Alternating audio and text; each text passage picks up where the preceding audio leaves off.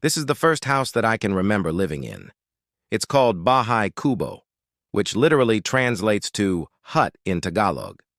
But don't be fooled by its humble name because for me it was a palace.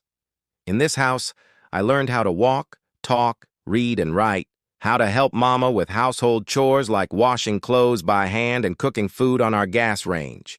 I learned how to sweep and mop the floors, how to take care of our pets, how to plant and harvest our vegetables, and most importantly, I learned about love. Because in this house, even if we didn't have much, we always had each other and we always had love. We also had Tito Greg and Aling Babang who were like second parents to us. And we had Ninong Pocho and Lola Feli who were like grandparents to us. And all of our relatives who were always around during family gatherings. And so many friends who became family. All of them made our Bahay Kubo feel like a palace. Bahay Kubo is a traditional Filipino home typically made out of wood and bamboo. The roof is made out of materials like nipa palm or other kinds of palm leaves or sometimes even dried grasses. In our case, our Bahay Kubo was actually made out of concrete and hollow blocks. And our roof was made out of GI sheets or galvanized iron sheets. So we had a little bit of a modern twist to it, but it still had that Bahay Kubo feel. There was no air conditioning in my home, just big fans that made a lot of noise, but they did the job. We also didn't have cable TV or an internet connection. We just had a single antenna connected to a 14-inch black and white TV that received 3 channels ABS-CBN, which we watched the most, then GMA, and then maybe another religious channel.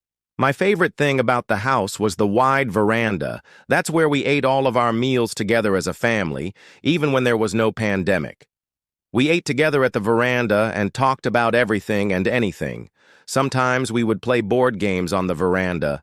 That's where we would hang out and relax after dinner.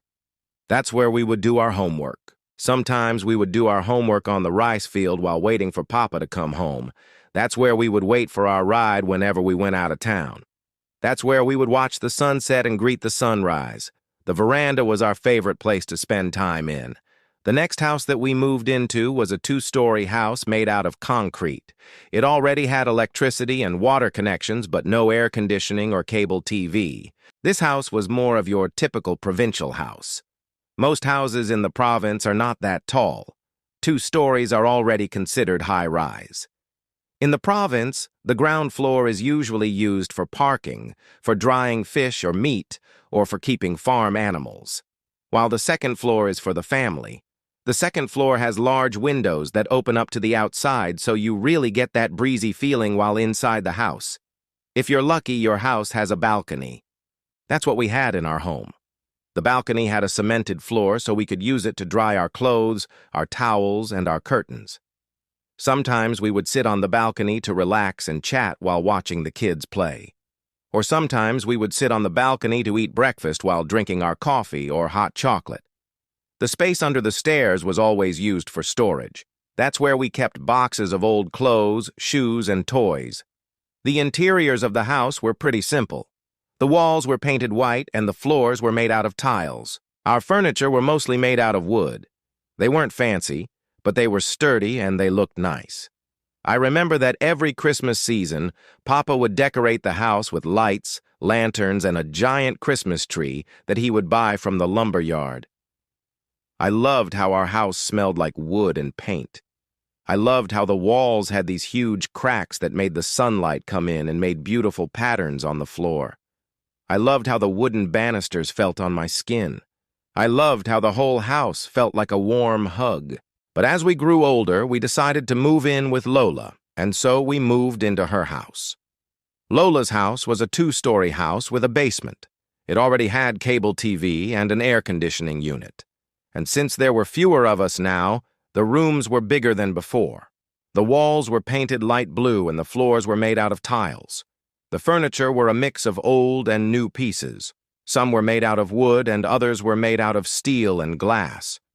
My favorite part of the house was the second floor. That's where I spent most of my time. That's where I did my homework and finished school projects. That's where I played computer games and listened to music. That's where I read books and wrote my teenage diary entries. That's where I dreamed and planned for the future. The second floor had a door that opened up to a fire escape.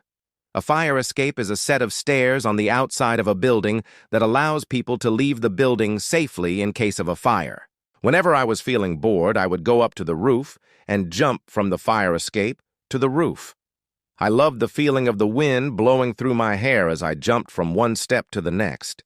I loved the feeling of the sun on my skin as I laid down on the roof. I loved the view of the neighborhood, the trees, the mountains, and the clouds. I loved the peace and quiet. I loved how the world felt so small and insignificant up there. I loved the freedom. As I grew older, I left the province to study in Manila. I lived in different places in Manila, in boarding houses, in condominiums, in apartments. But none of those places felt like home.